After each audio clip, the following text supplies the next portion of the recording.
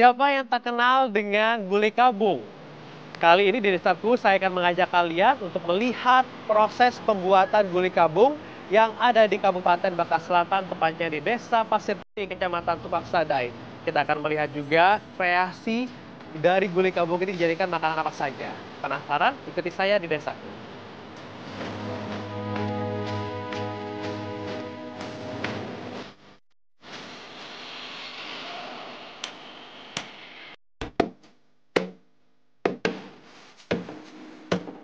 Halo, selamat pagi Bang Han. Pagi. Ini lagi ngapain Bang? Ini lagi persiapan sebelum pengambilan air nira. Wah, kebetulan sekali nih Bang, saya ingin tahu untuk proses pengambilan air nira yang dijadikan gulai kabung ya? Iya, gulai kabung kalau kami nyebut di Tobuali. Gulai kabung. Gulai kabung, oke. Nah pemirsa, kita akan melihat proses pembuatan gulai kabung yang ada di desa ini. Dan proses awalnya itu pengambilan air nira terlebih dahulu di lahan sekitar sini. Bang Han akan mengajak saya untuk mengambil pohon niranya Bang ya, airnya. Oke, boleh Bang, langsung Bang, kita Bang. Siap. Oh, ini persiapannya Bang ya? Iya, ini persiapan awal kita untuk arwarunya, masukin ke tempat penadah airnya. Oke, siap. Oke Bang, silakan Bang.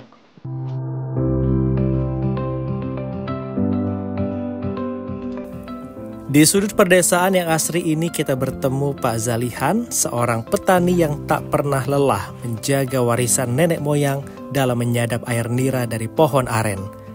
Disinilah dari tetes demi tetes air nira tercipta manis alami gula aren. Pagi adalah waktu terbaik untuk mengambil nira. Pak Zalihan dengan cekatan memanjat pohon aren setinggi 10 meter untuk memeriksa tabung bambu yang telah dipasang sehari sebelumnya.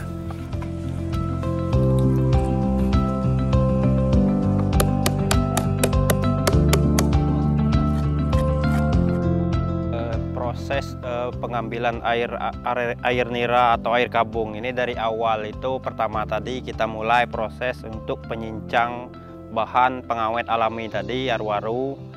Kemudian kita masukkan ke penadahnya, langsung kita berangkat ke lokasi untuk menadah airnya. Kemudian setelah itu kita naik ke atas, langsung kita proses, langsung kita toreh, kita sayat, kemudian pasang penadahnya. Kita tunggu itu prosesnya. Kalau pagi itu dari mulai kita jam 6 pagi, kemudian untuk pengambilannya nanti di sore harinya. Kalau sore kita ngambilnya di pagi harinya nanti. Ya kalau kami untuk khususnya di Desa Pasir Putih ini, kalau proses pengambilan dari awal itu kita lihat ini bunganya. Dimulai dari awal itu pertama itu pembersihan pinggir pelepah-pelepah yang menutupi mayang tersebut. Kemudian dipukul, kemudian diayunkan. Itu tenggat waktunya kurang lebih itu hitungannya hampir 1 bulanan. Jadi jarak itu pemukulan 3 hari sekali. Masalah cuaca ini sangat menentukan. Pertama kalau musim panas, kita untuk air, jumlah air memang sedikit, tapi kualitas gulanya bagus. Nah, tapi kalau musim hujan, airnya banyak. Jumlah air banyak, cuma tadi kualitas gulanya kurang. Karena banyak tercampur air tadi. Kalau satu pohon satu itu minimal itu 1 liter per 12 jam itu. Jadi kalau 24 jam itu berarti kurang lebih itu 3 sampai 4 liter. Karena air malam itu lebih 2 kali lipatnya lebih banyak dari air siang. Jadi kalau siang itu 1 liter, air malam sampai pagi itu kurang lebih 2 liter.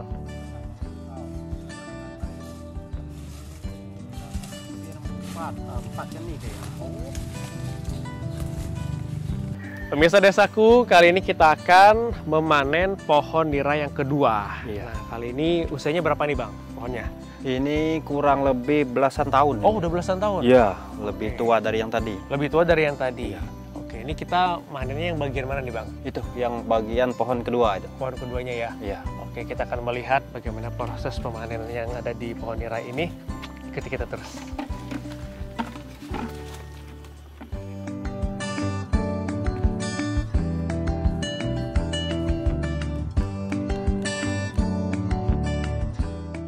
Setiap tetes air nira ini adalah hasil dari pohon aren yang sudah dirawat bertahun-tahun. Kami sangat menghargai setiap prosesnya. Proses sederhana yang syarat akan kearifan lokal ini terus bertahan menembus zaman yang semakin modern.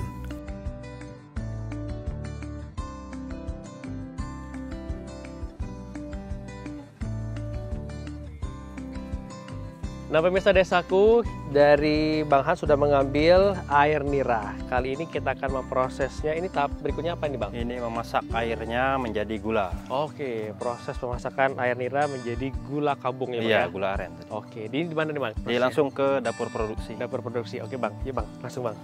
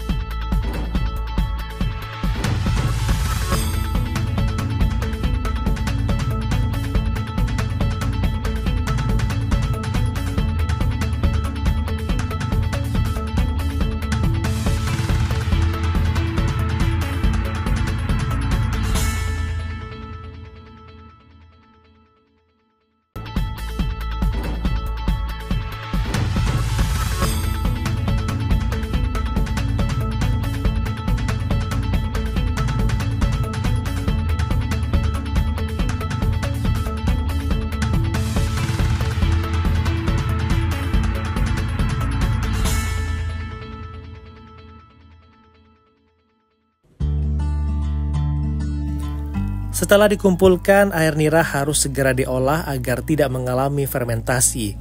Proses perebusan dimulai dengan memasak air nira hingga mengental. Proses ini membutuhkan waktu yang tidak sebentar. Air nira yang jernih perlahan-lahan akan berubah menjadi gula yang manis dan harum.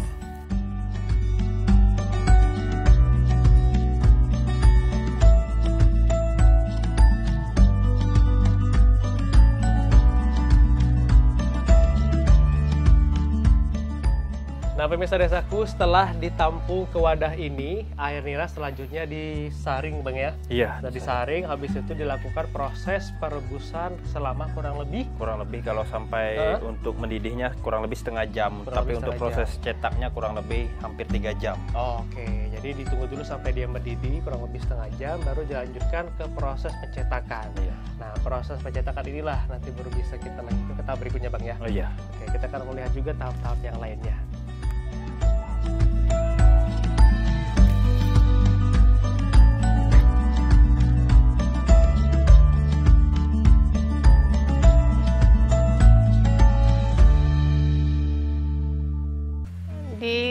Disaring dulu, ditunggulah sampai mendidih tuh,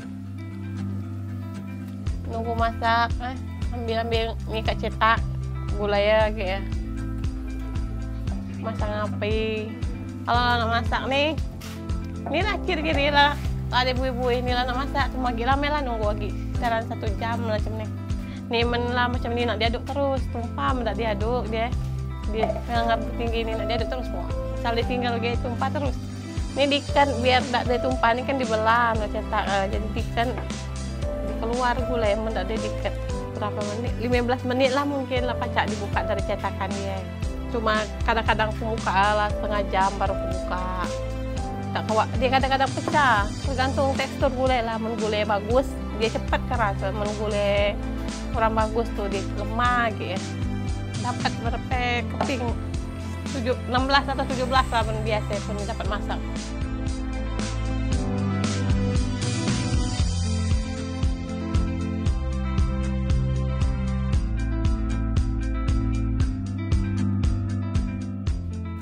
Proses memasak nira ini butuh waktu berjam-jam. Kami harus terus mengaduk agar tidak gosong dan gula yang dihasilkan bisa bertekstur lembut.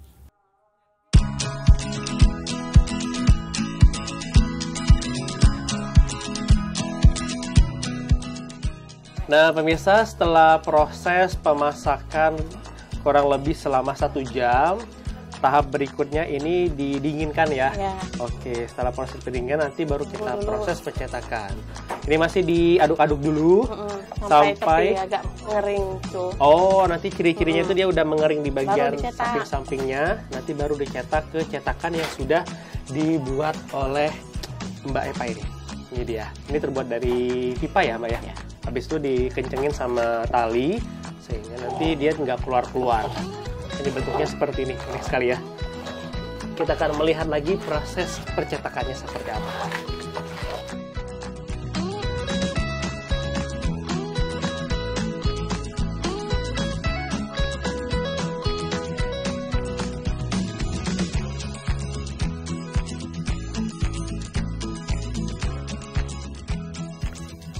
Setelah mengental, adonan gula aren ini kemudian dicetak dan didiamkan hingga mengeras. Begitulah gula aren tradisional dibuat.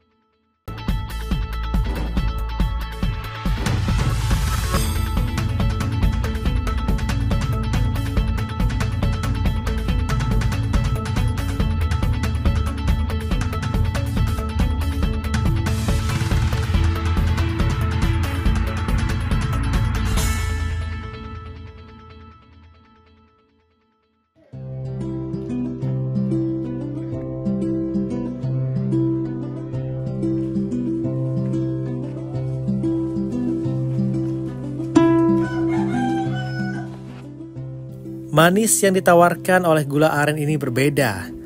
Gula aren Bangka Belitung terkenal dengan rasa manis yang khas, lembut, dan alami. Tidak hanya menjadi bahan pemanis, tapi juga bagian dari tradisi dan budaya.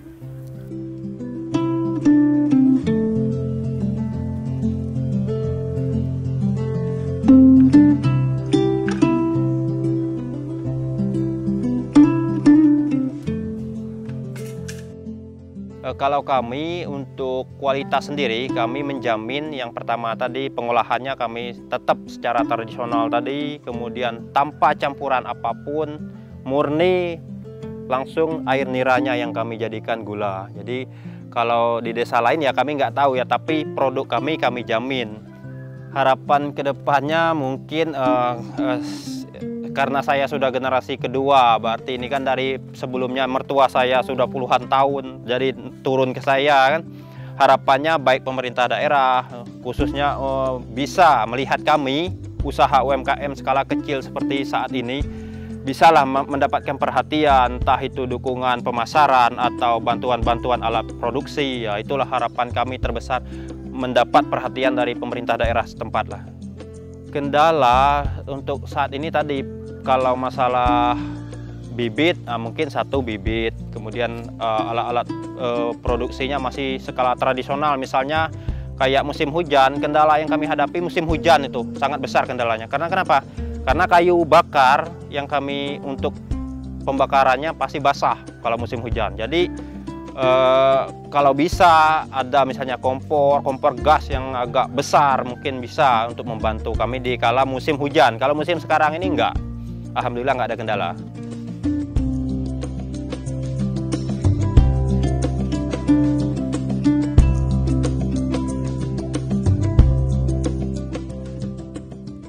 Gula aren dari sini memiliki kualitas yang terbaik karena cara pengelolaannya masih tradisional. Inilah yang membuat orang suka karena rasanya alami dan cocok untuk berbagai masakan. Dari kebun aren di perdesaan hingga ke berbagai meja makan di kota, gula aren lokal ini telah merambah pasar lebih luas, termasuk pasar modern dan bahkan ekspor. sentuhan lokal yang membawa manfaat ekonomi bagi masyarakat.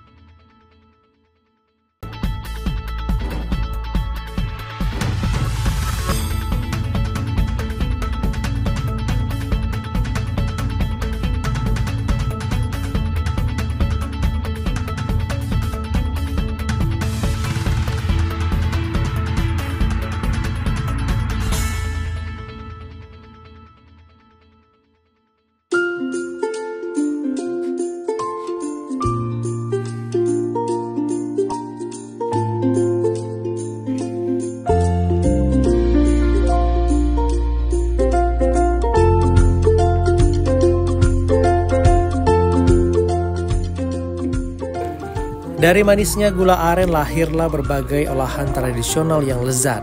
Salah satu yang paling populer adalah kolak. Kali ini kita akan melihat bagaimana gula aren ini diolah menjadi kolak yang nikmat.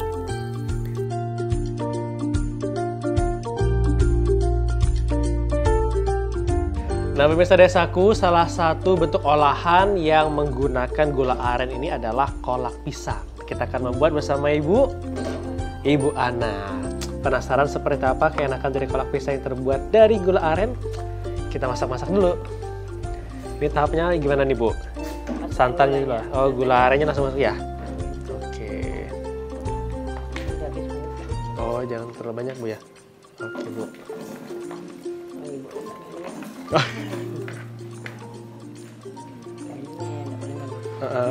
Udah cukup ya, Bu ya? Ini kita tunggu sampai larut dulu, Bu ya. Oke. Kasih garam sedikit ya. Oke. Oke, sedikit.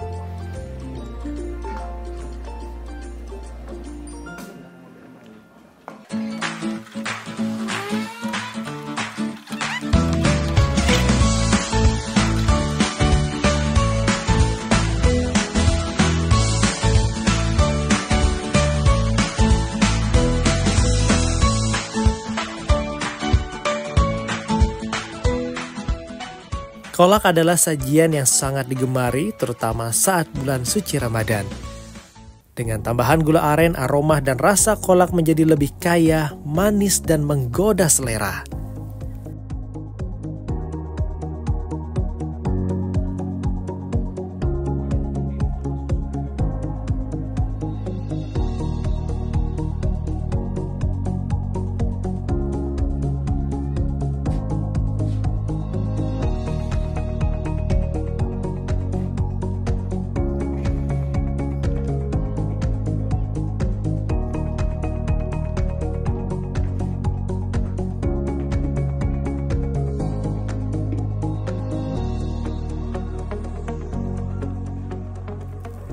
Rasa manis dari gula aren berpadu sempurna dengan santan dan tekstur lembut pisang serta ubi.